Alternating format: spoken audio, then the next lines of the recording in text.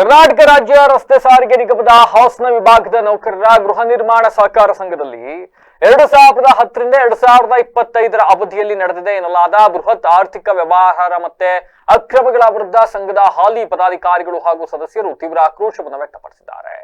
ಸಂಘದ ಮಾಜಿ ಅಧ್ಯಕ್ಷ ಹೊನ್ನೇಗೌಡ ಅವರು ನೌಕರರ ಹಣವನ್ನ ದುರುಪಯೋಗ ಪಡಿಸಿಕೊಂಡಿದ್ದಾರೆ ಅಂತ ಗಂಭೀರ ಆರೋಪ ಕೇಳಿ ಬಂದಿರತಕ್ಕಂಥದ್ದು. ಇನ್ನು ಈ ಕುರಿತು ಸುದ್ದಿಗಾರರೊಂದಿಗೆ ಮಾತನಾಡಿರ್ತಕ್ಕಂಥ ಸಂಘದ ಅಧ್ಯಕ್ಷ ದೇವರಾಜ್ ನೇತೃತ್ವದ ತಂಡ ಮಾಜಿ ಅಧ್ಯಕ್ಷರ ಅವಧಿಯಲ್ಲಿ ನಡೆದಿರತಕ್ಕಂಥ ಅಕ್ರಮಗಳ ಬಗ್ಗೆ ದಾಖಲೆ ಸಹಿತ ಆರೋಪಗಳನ್ನ ಪಟ್ಟಿ ಮಾಡಿದ್ದಾರೆ. ಇನ್ನು ಬಿಕಾಟಿಹಳ್ಳಿಯ ಗದ್ದೆ ಬಯಲಿನಲ್ಲಿ 150 ಎಕರೆ ಜಮೀನಿನ ಪೈಕಿ ಕೇವಲ 11 ಎಕರೆಗೆ ಕರಾರು ಮಾಡಿಕೊಂಡು 50 ಎಕರೆಗೂ ಹೆಚ್ಚು ಜಮೀನು ಖರೀದಿಸುವುದಾಗಿ ನೌಕರರಿಗೆ ನಂಬಿಸಿ ಅದರಿಂದ ಸುಮಾರು 10 ಕೋಟಿ ರೂಪಾಯಿಗೂ ಹೆಚ್ಚು ಹಣವನ್ನು ಸಂಗ್ರಹಿಸಿ ವಂಚಿಸಲಾಗಿದೆ. ಲೇಔಟ್ ಸೂಪರ್ವೈಸಿಂಗ್ ಹೆಸರಿನಲ್ಲಿ ಕಾಂಟ್ರಾಕ್ಟರ್ ಒಬ್ಬರಿಗೆ 37 ಲಕ್ಷ ರೂಪಾಯಿಗಳನ್ನ ವೋಚರ್ ಇಲ್ಲದೆ ನೀಡಲಾಗಿದೆ. ಸ್ವತಃ ಕಾಂಟ್ರಾಕ್ಟರೇ ತನಗೆ ಹಣ ಬಂದಿಲ್ಲ ಅಂತ ಹೇಳಿ ಪೊಲೀಸ್ ಠಾಣೆಯಲ್ಲಿ ದೂರು ನೀಡಿದ್ದಾರೆ.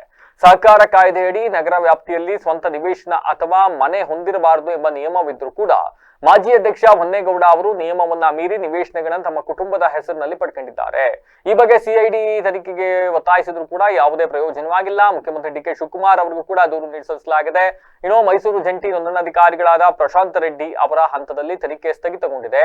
ಇನ್ನು ಕೂಡಲೇ ಸರ್ಕಾರ ಮಧ್ಯ ಪ್ರವೇಶಿಸಿ ಈ ಹಗರಣದ ಬಗ್ಗೆ ಉನ್ನತ ಮಟ್ಟದ ತನಿಖೆಯನ್ನು ನಡೆಸಬೇಕು ಮತ್ತೆ ತಪ್ಪಿತಸ್ಥರ ವಿರುದ್ಧ ಕ್ರಮ ಕೈಗೊಳ್ಳಬೇಕು ಅಂತ ಸಂಘದ ಪದಾಧಿಕಾರಿಗಳು ಒತ್ತಾಯಿಸಿದ್ದಾರೆ. ಗೃಹ ನಿರ್ಮಾಣ ಸಹಕಾರ ಸಂಘದ ಮಾಜಿ ಅಧ್ಯಕ್ಷರಾದ ಹೊನ್ನೇಗೌಡರವರು ಮಾಡಿರ್ತಕ್ಕಂಥ ಹಲವಾರು ರೀತಿಯ ಅನ್ಯಾಯಗಳು ಅವ್ಯವಹಾರಗಳನ್ನ ಈಗ ತಮ್ಮ ಮುಂದೆ ತಿಳಿಸ್ಲಿಕ್ಕೆ ಇಲ್ಲಿ ಬಂದಿದ್ದೀವಿ. ತಮಗೆ ಸವಿಸ್ತಾರವಾಗಿ ತಮಗೆ ಒಂದು ಪತ್ರ ಎಲ್ಲ ಕೊಟ್ಟಿದ್ದೀವಿ. ಆದರೂ ಅದರ ಹೈಲೈಟ್ಸನ್ನು ನಾನು ಪತ್ರಿಕಾಗೋಷ್ಠಿ ತಿಳಿಸೋಕ್ಕೆ ಇಷ್ಟಪಡ್ತೀನಿ. ಮೊದಲನೇದಾಗಿ ಫಸ್ಟು ಸೊಸೈಟಿ ಬರೋ ಮೊದಲು ಅಂದರೆ 2010 ಇಸ್ವಿ ಹೊನ್ನೇಗೌಡ ಮೊದಲನೇ ಬಾರಿ ಲೇಔಟ್ಗೆ ಹೋದಾಗ ಅವ್ರು 25 ಎಕರೆ ನಾವು ಮಾಡ್ತೀವಿ ಅಂತ ಹೇಳ್ಬಿಟ್ಟು ಜನಗಳಿಗೆಲ್ಲ ಹೇಳಿ ಸುಮಾರು 5 ಲಕ್ಷದವರೆಗೆ ಮುಂಗಡ ಹಣ ಠೇವಣಿ ತಗೊಂಡು ಕೋಟ್ಯಾಂತರ ರೂಪಾಯಿ ಹಣ ಸಂಗ್ರಹ ಮಾಡಿದರು. ಆ ಸಂದರ್ಭದಲ್ಲಿ ಅವರು ಸಹ ನಮ್ಮ ADC ಸಂಘಟನೆ ಒಂದು ಬ್ಯಾನರ್ಲ್ಲಿ ಗೆದ್ದವರು ಆ ಟೀಮ್. ಆ ಸಂದರ್ಭದಲ್ಲಿ ನಾವು ಕಣಿಸಿದ್ವಿ ಏನು ಅಂತ ಅಂದರೆ ಒಂದು 11 ಚಿಲ್ಲರೆ ಎಕರೆನ ಒಬ್ಬ ವ್ಯಕ್ತಿಯಿಂದ ಖರೀದಿ ಮಾಡಿದರು. ಅದು 1 ಕುಂಟೆಗೆ 1,35,000 ರೂಪಾಯಿಗೆ ಖರೀದಿ ಮಾಡಿದ್ದು. ಅದನ್ನು 1.5 ಲಕ್ಷ ರೂಪಾಯಿ ಸೊಸೈಟಿಗೆ ರಿಜಿಸ್ಟರ್ ಮಾಡಿಸಿದ್ದಾರೆ. ಅಂದರೆ 15,000 ರೂಪಾಯಿ 1 ಕುಂಟೆಗೆ ಸೊಸೈಟಿ ಮೋಸ ಆಗಿತ್ತು. ಆ ವಿಷಯನ ಹಿಂದೆ ಕೂಡ ನಾವು ಮುಂದೆ ಒಂದು ಸಲ ನಾವು ಗಮನಕ್ಕೆ ತಂದಿದ್ವಿ, ಜನರ ಬಳಿಯಲ್ಲೂ ಕೂಡ ನಾವು ತಂದಿದ್ವಿ.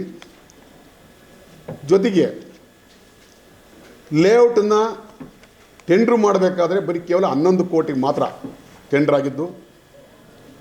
ಟೆಂಡರ್ ಆಗಿದ್ದು 11 ಕೋಟಿಗಾರ ಪೇಮೆಂಟ್ ಆಗಿರೋದು 21 ಕೋಟಿ. ಮುಂದುವರೆದ ಭಾಗವಾಗಿ ಯಾವುದೇ ಟೆಂಡರ್ ಕರೆದಿರಲಿಲ್ಲ. ಆಮೇಲೆ ಟೆಂಡ್ರನ್ನು ಕೂಡ 11 ಕೋಟಿ ಕರೆದದ್ದು ಕೂಡ ಏನು PWD ನಿಯಮಾನುಸಾರವಾಗಿ ಕ್ರಮಬದ್ಧವಾಗಿ ನಿಯಮಾನುಸಾರ ಕರೆದಿರಲಿಲ್ಲ. ಅವ್ರಿಗೆ ಬೇಕಾಬಿಟ್ಟೇ ನಡೆದಿತ್ತು. ಈಗ ಅದು ಸುಮಾರು 10 ಕೋಟಿ ರೂಪಾಯಿ ಹೆಚ್ಚುವರಿಯಾಗಿ ಪೇಮೆಂಟ್ ಆಗಿದೆ. ಸಾಲದ ಕಾಮಗಾರಿನೂ ಕೂಡ ಪರಿಪೂರ್ಣ ಆಗಿಲ್ಲ. ರಸ್ತೆಗಳು ಪರಿಪೂರ್ಣ ಆಗಿಲ್ಲ.